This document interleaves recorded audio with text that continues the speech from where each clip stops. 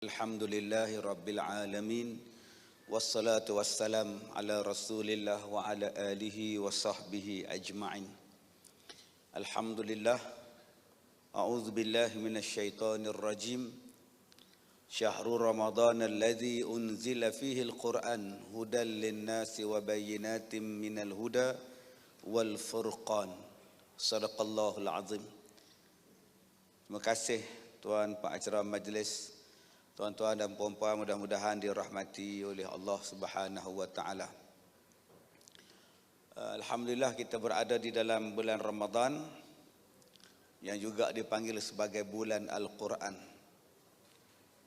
Rasulullah sallallahu alaihi wasallam, bila kita tengok balik bagaimana sejarah Al-Quran diturunkan, Rasulullah ketika itu sedang bertahanus di Gua Hira. Orang Melayu panggil berkhalwat. Berkhalwat ni orang kita faham, khalwat lah. Duk laki perempuan khalwat tempat sunyi tu. Itu nama dia khalwat. Padahal khalwat bukan makna macam itu. Khalwat maknanya bersunyi-sunyian, menginsafkan diri, berzikir pada Allah. Kalau duduk beromen tu bukan berzikir nama dia. Ya, orang kita tukar mana-mana tukar tuan. Benda hak elok dah jadi tak elok pula berkhalwat ni. Cuba sekarang kita sebut berkhalwat. Abang buat apa tu? Abang sedang berkhalwat. Oi, marah benar isteri tuan.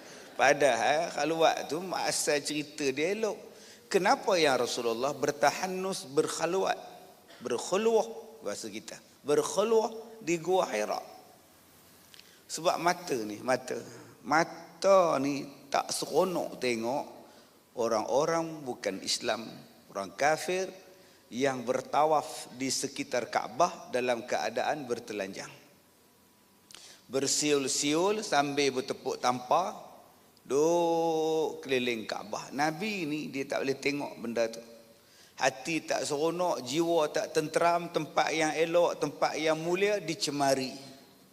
Maka Rasulullah balik ke rumah, cakap pada isterinya Khadijah, dia nak berkhulwah, nak naik Gua Hira, tak nak campur benda-benda ini.